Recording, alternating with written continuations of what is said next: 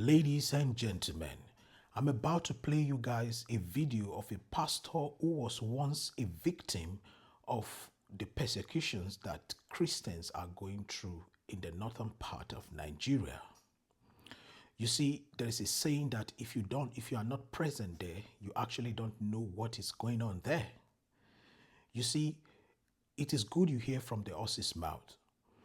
Meanwhile, we have some pastors who are comfortably seated in big cities in Nigeria like Port Harcourt and Lagos. Instead of them to focus, they are preaching on salvation and leading men to Christ.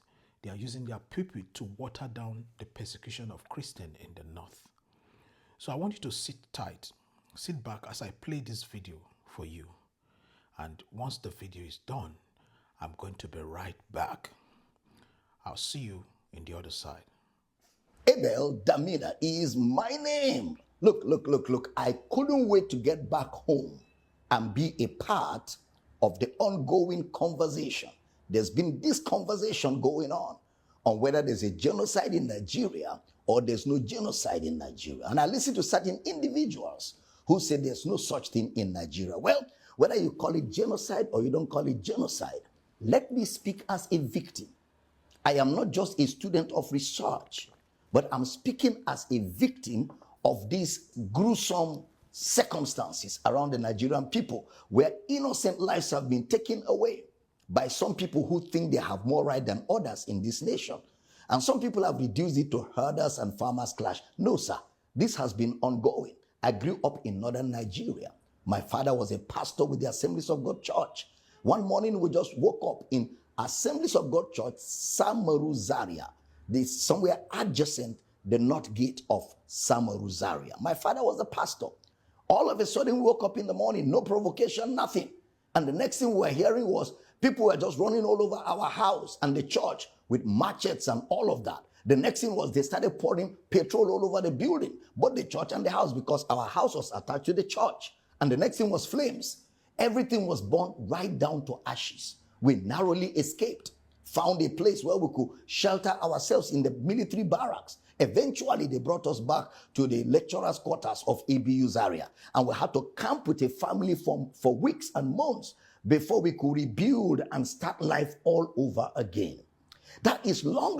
I'm talking about 1986, 87. What about the Metasine situation? Metasine was a sect of the Islamic religion who went around burning and destroying and killing Christians back in the 80s. This is far before there was anything like farmers and herders clash. Then fast forward.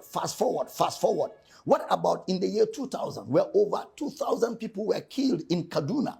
Year 2000. What about the over 300 people that were victims of the Miss World in November 2002? All of them, they were not a part of the Miss World. They were just on their own. Something happened somewhere else, and they became victims of it. Lives were killed, houses were destroyed, and whenever they are carrying out this charade, they will be shouting, Allahu Akbar, Allahu Akbar, and they will carry their matches and carry whatever they have, and they will move in their numbers.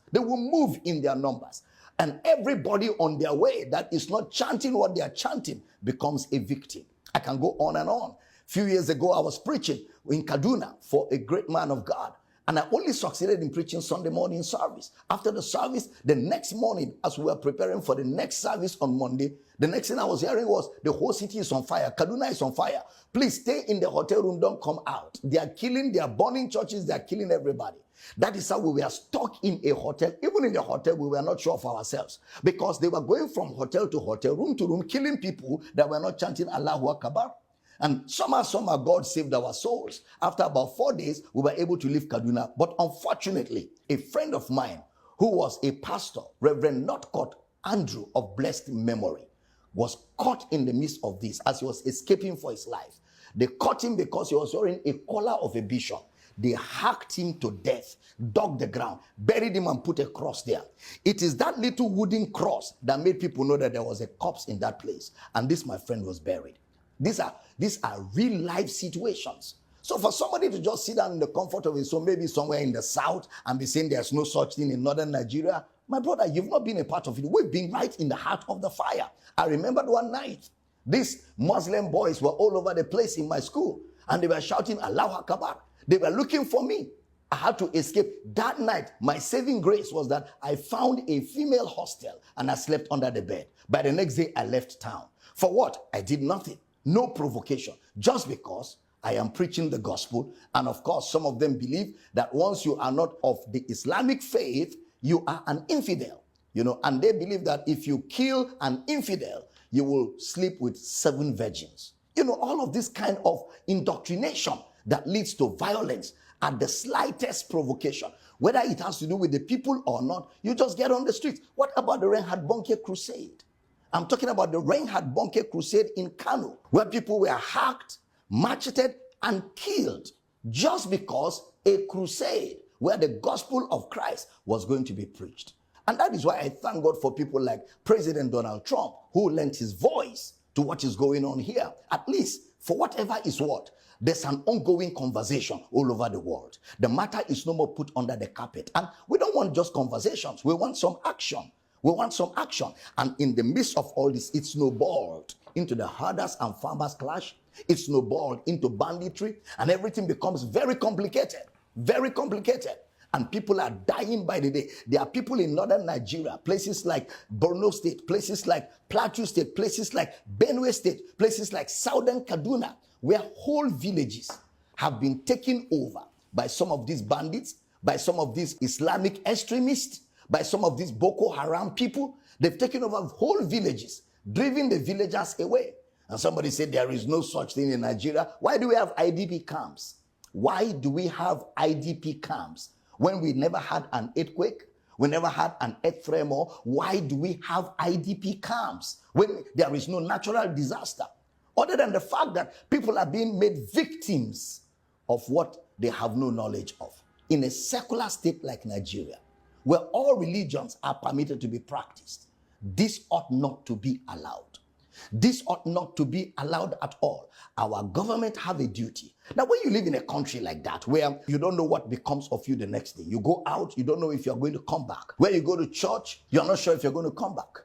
When you live in such a country, it's almost as if there's no government. And because the first responsibility of government is security of lives and properties. That's the first responsibility of government, whether at the federal level, at the state level, or at the local government level. Because the population don't have access to arms. But unfortunately, some of these bandits, some of these terrorists, some of these extremists, they are carrying AK-47s. And you wonder, where did they get them from? In fact, it's unfortunate that at a point in Nigeria, there was even a local government in Borno State where Boko Haram drove all our Nigerian security forces and put their flag there.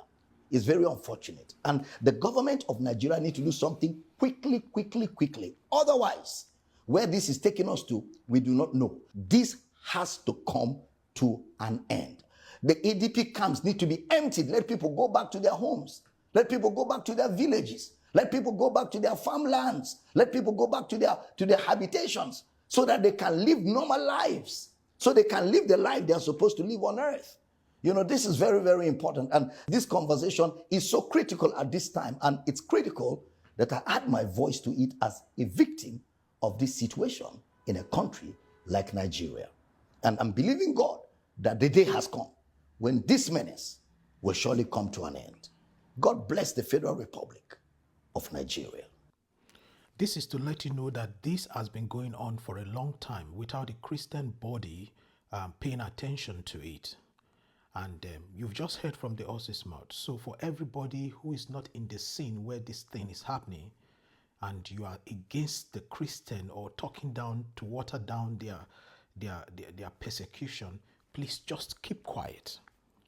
And I'll see you guys in my next video. Please keep sharing this video, repost it, and follow me for more updates. And I'll see you soon. Peace and love.